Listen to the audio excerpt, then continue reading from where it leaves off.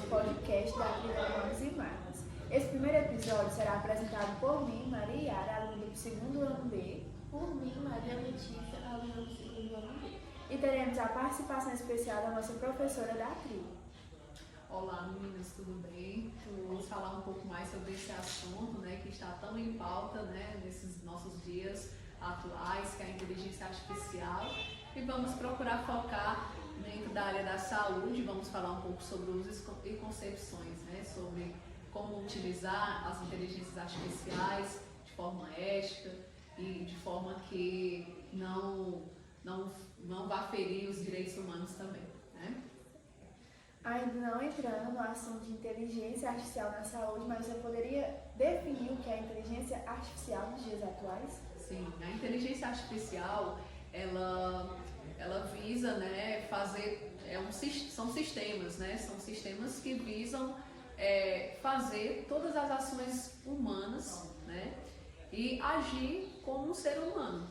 Tudo que nós, seres humanos, fazemos, elas visam fazer também. Então é um sistema tecnológico que vai fazer todas as ações humanas. Então a gente pode falar de algumas aplicações da inteligência artificial, a gente pode falar dos aplicativos que nós temos nos nossos celulares, que são altamente inteligentes, como desde um alarme, que você coloca o tempo certo para um despertador, programas que vão facilitar o nosso dia a dia, Então, o celular pode ser um exemplo, de uma inteligência artificial que está no nosso dia a dia o tempo todo, as nossas Smart TVs, nas nossas casas, que tem softwares bem avançados, tem programas, que você pode baixar aplicativos dentro da TV, então também é um tipo de inteligência artificial. E uma das que a gente conhece também, que é a Alexa, da Amazon, que você pode programar um timer de 30 minutos, você pode programar para ela acender as luzes da casa em determinado horário, apagar em determinado horário, comandar o sistema de luzes e uma infinidade de outras funções que ela vai apresentar. Então, agora entrando mais no assunto da inteligência artificial na saúde, você pode falar qual é o principal motivo, as principais características da inteligência artificial na saúde? Bom, a inteligência artificial na saúde, ela vai ter o objetivo de melhorar a prestação de atenção à saúde, para os pacientes, a questão do uso de medicamentos, e também, como toda tecnologia, infelizmente ela pode ser mal utilizada, pode causar danos ao paciente, pode ser, e a gente tem que ter esse cuidado, tanto na saúde quanto em outras áreas também. As tecnologias de inteligência artificial, elas têm que ser pautadas na ética e também sempre pensando nos direitos humanos, sem ferir esses direitos humanos, sem ferir a ética.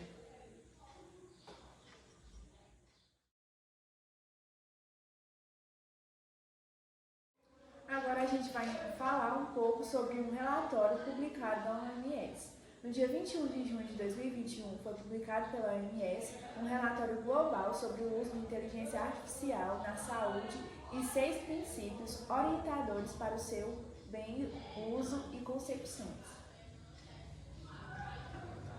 Esse novo relatório fornece um guia para os países sobre como maximizar os benefícios da inteligência artificial, minimizando os seus riscos. Então, tia, você pode falar como está sendo utilizada a inteligência artificial na saúde nos dias atuais? Bem, a gente pode falar, que já está sendo usado para melhorar a velocidade e precisão em diagnósticos dos pacientes, como a triagem de doenças, auxiliar no atendimento clínico, fortalecendo a pesquisa em saúde e também no desenvolvimento de medicamentos, para atender melhor os pacientes.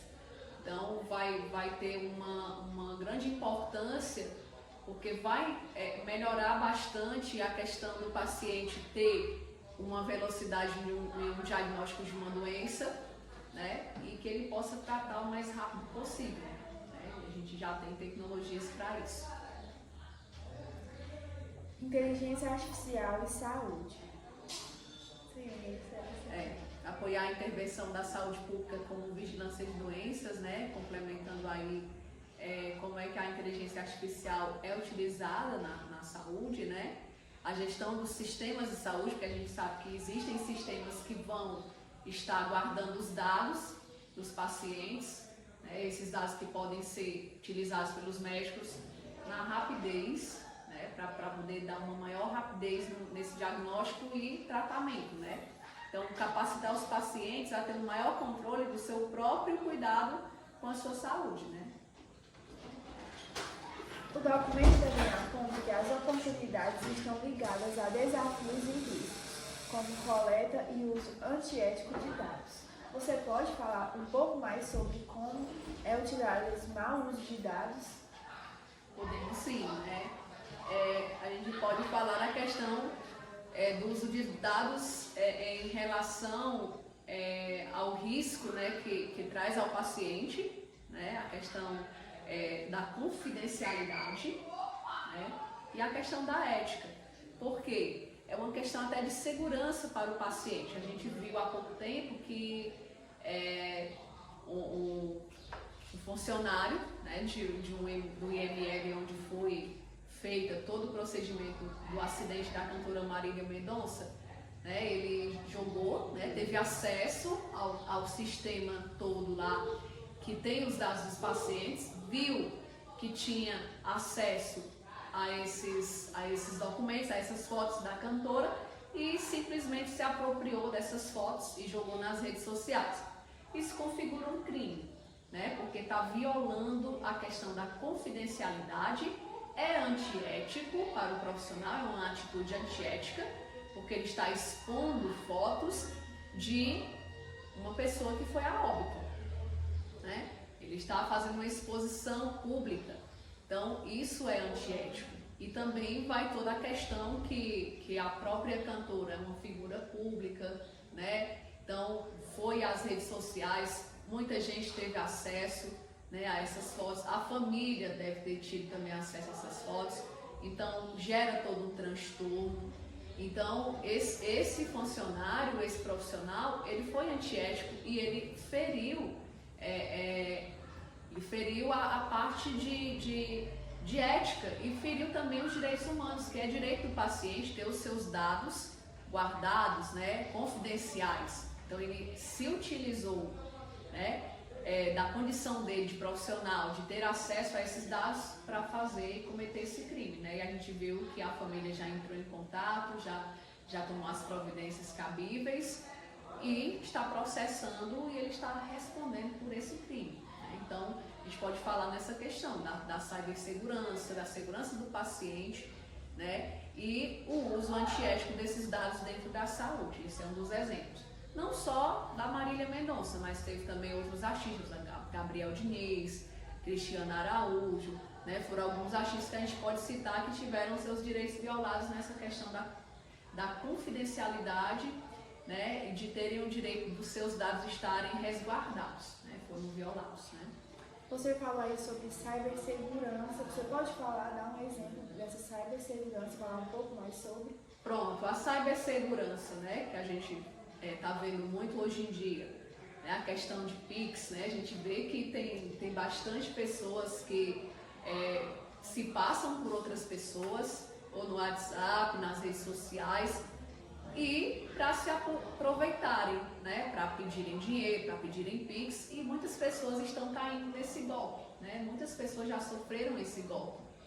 Então, infelizmente, a inteligência artificial ela não vai ter só o lado bom, os benefícios, né? A gente sabe que também vai ter o lado ruim, que é justamente o uso para cometer crimes, né? Como tem muito aplicativo fake também, né? Do próprio WhatsApp, do Instagram, do Messenger, do Facebook, que são aplicativos onde você pode baixar, você pode simular uma conversa com qualquer pessoa, né? Sendo que é mentira, pode ser mentira, né?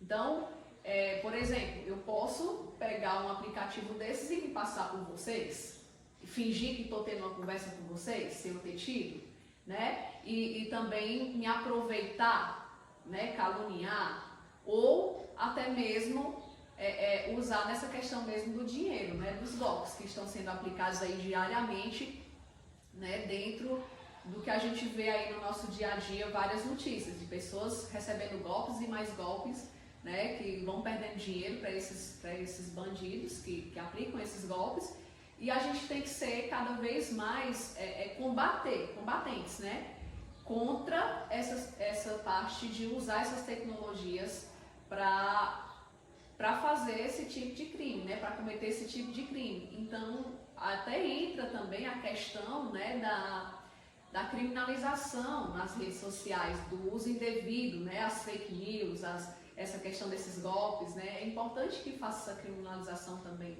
né, para regular essas redes. Você já imaginou tanto de pessoas que têm acesso a esses aplicativos fakes e o tanto de prejuízo que eles podem causar às pessoas, né? Então, existem muitas pessoas ruins que podem estar fazendo mau uso desses aplicativos para tentar sujar uma imagem de alguém, tentar caluniar alguém, né? Então, a gente tem que ter muito cuidado e responsabilidade ao lidar com esse tipo de inteligência artificial. E ainda voltando para a inteligência artificial na saúde, você acha que pode ter um ensino mais avançado para esses profissionais que mexem com coisas confidenciais na saúde, para não haver o mau uso dessa inteligência artificial? Sim, com certeza, né? Esses profissionais, eles precisam receber um treinamento, com certeza eles recebem um treinamento para poder manusear e lidar com essas tecnologias, né? Que é a questão de lidar com a alfabetização digital chamada, né? Então, esses profissionais precisam receber esses treinamentos para aprender a lidar da melhor forma possível com essas tecnologias e que elas sejam benéficas e ajudem os pacientes e consiga ter essa confidencialidade. Como é que poderia ser, né? A gente poderia pensar no sentido de esses dados, né, desses pacientes fossem mais restritos, né? Porque você já pensou esses dados em um hospital, né? Todos os funcionários e funcionárias terem acesso a esses dados, né? Então, se talvez fosse mais confidencial e menos pessoas tivessem acesso, poderia ser que minimizasse esses acontecimentos que ocorreram com esses artistas e podem ocorrer também com pessoas, né, sem serem artistas, né? Sim. Com outras pessoas.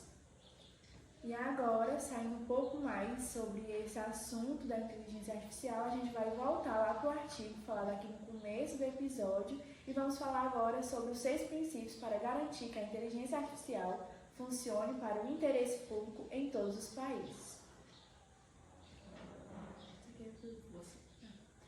A OMS fornece os seguintes princípios como base para a regulamentação e governança: proteger a autonomia humana, promover o bem-estar e segurança humana e o interesse público, garantindo transparência, explicidade e inteligibilidade, promovendo responsabilidade e prestação de contas, garantir inclusão e equidade, promover inteligência artificial que seja responsiva e sustentável.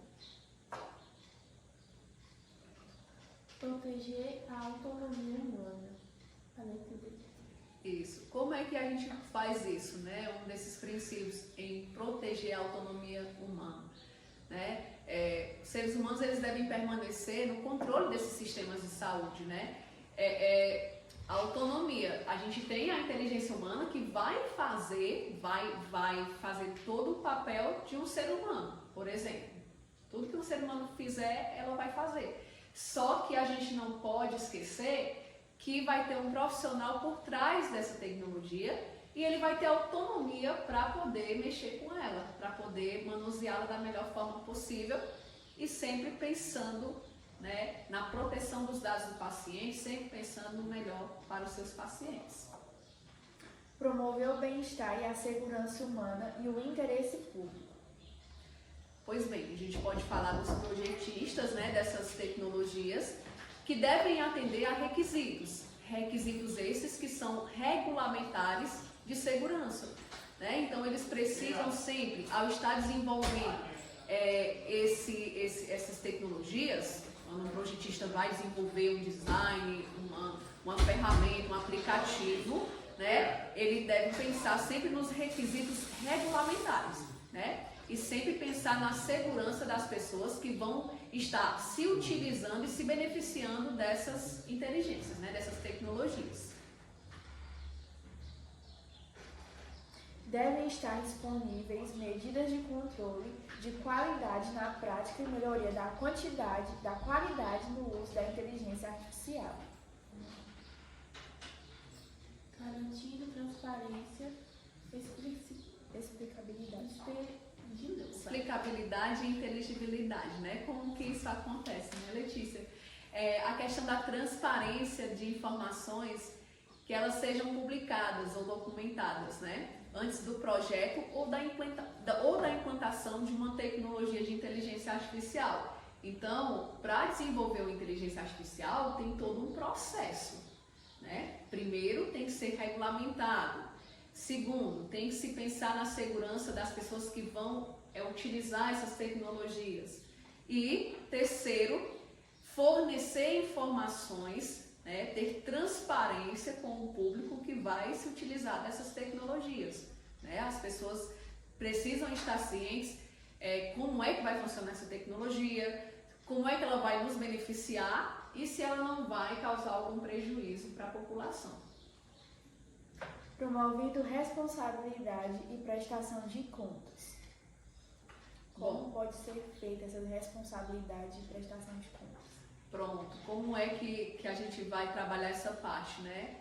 Dentro da saúde, né? É de responsabilidade das partes interessadas garantir que sejam usadas nas condições apropriadas por pessoas que sejam devidamente capacitadas, né? Mecanismos que sejam eficazes, devem estar disponíveis para questionamento, reparação de indivíduos e grupos que são adversamente afetados por decisões baseadas em algoritmos, por exemplo, né?